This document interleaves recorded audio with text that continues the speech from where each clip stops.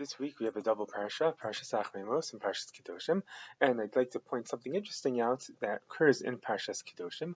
Namely, we have one specific mitzvah, that of Ov and Yedoni, the people who consult, have the ability to consult, or believe they have the ability to consult with the dead. That mitzvah appears in this short parsha three times. Three times one mitzvah in a short parsha of 64 psukim. Why is that? So let's take a look at each one of these three occurrences and try to understand where it sits in context and what it's trying to teach us. The first time we come across this mitzvah is in Perek Yates, Pasuk Lamed Aleph. The Pasuk tells us, Al tifnu el ha'avos ve'el hayedonim, do not turn to these people who consult with the dead. Al tivakshu tamavahem, don't seek impurity to impurify yourself through them.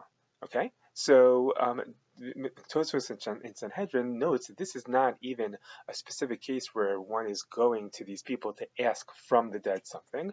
Rather, it's just you shouldn't go to these people for advice. You shouldn't go to these people to pray for you. No, these are people who are engaged in impurity, and you should seek to stay away from them. What should you do instead? So the next pasuk tells us, rather you should honor those who are elders. You should seek advice from them. Those are people who have living experience. Those are people you should go to if you want advice about your life, if you want somebody to talk to, if you want somebody to perhaps pray for you and to represent you in front of God. That's the first occurrence of Ov and Yidoni. The second occurrence we have in Perek Chav, the next Perek, in Pasuk Vav. And here it says, "V'hanefesh asher tifnei ha'avos ve'el hayedonim liznos achareihan." So someone who turns to these ovos and yidonim, these people who consult with the dead, and liznos achareihan, as were to prostitute themselves in front of these people. So then, God promises He will cut off such a person's soul.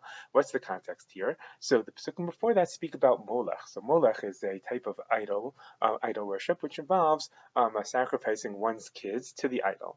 And here perhaps the Torah is addressing a different type of scenario. Here we're talking about a culture that worships death. Right, so we have a culture in which it's not only looked at as something to do; it's looked at as a positive to sacrifice one's own children to their god, to the idol. I mean, what a horrible thing that you think that you can somehow gain a favor in the eyes of your god by sacrificing your very own children.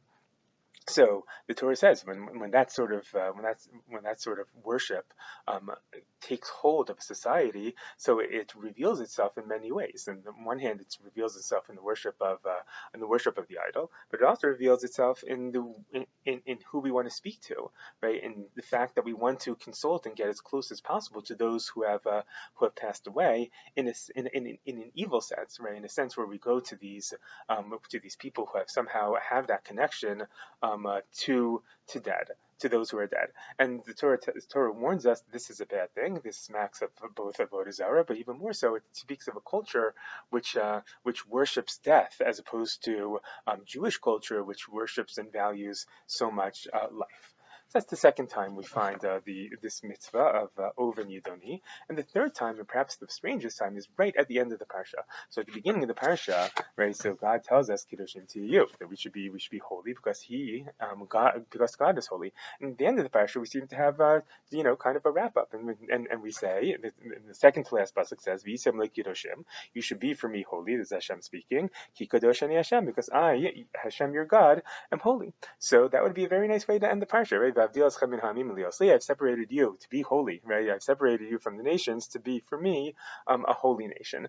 And that would be a perfectly good way to end the parsha. But there's one more pasuk. What's the pasuk? The isha isha kiyevahem ova yidoni, and a man or a woman, if they become an ova yidoni, one of these people who believe they can speak to the dead, so most yumasu, they should be killed. But you should stone them, and it's their own fault. Their blood is upon their heads because they've engaged in such terrible actions. What a downer! What a horrible way to. Why end the parsha there? It was so nice. End the parsha that you should be holy. Hashem separates us out from the rest of the nations because we're holy. So why then all of a sudden add, oh, by the way, you shouldn't be an Ov and Yidoni, and anyone who is going to be killed. That's a horrible way to end the parsha. So why do we end there? So the Netziv tells us that there's one more important warning here, which is that one might think that kedusha, right, which is literally means separation, right, is a positive thing. But the truth is it's not. Right? Separation in and of itself can be just as much negative as it is positive. These people who either did or pretended to you speak to the dead, they went through also some sort of training, right? Some sort of process of self-denial, right? Some sort of separation from those living around them in order to be able to gain this ability. And so one might think, look, such a holy person, right? He separates himself from the rest of the world, right? Doesn't eat the same way, doesn't talk the same way, lives as a hermit, right? These people are holy.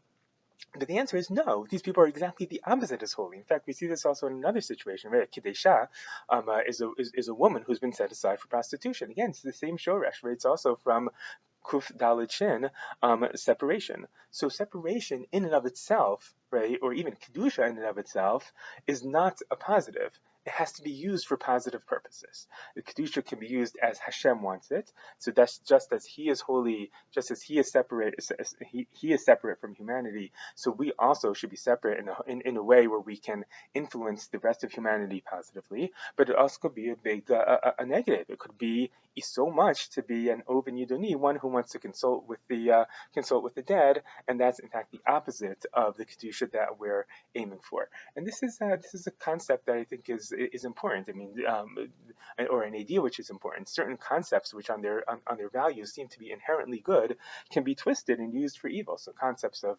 fairness or freedom, even perhaps justice, when used incorrectly, when calls for these seemingly positive ideas are misused, they cause, in fact, just the opposite. Rather than causing life, rather than causing real fairness, real justice, real freedom, they in fact are used for slavery and murder and all sorts of other horrible things. Right, so have a good Shabbos.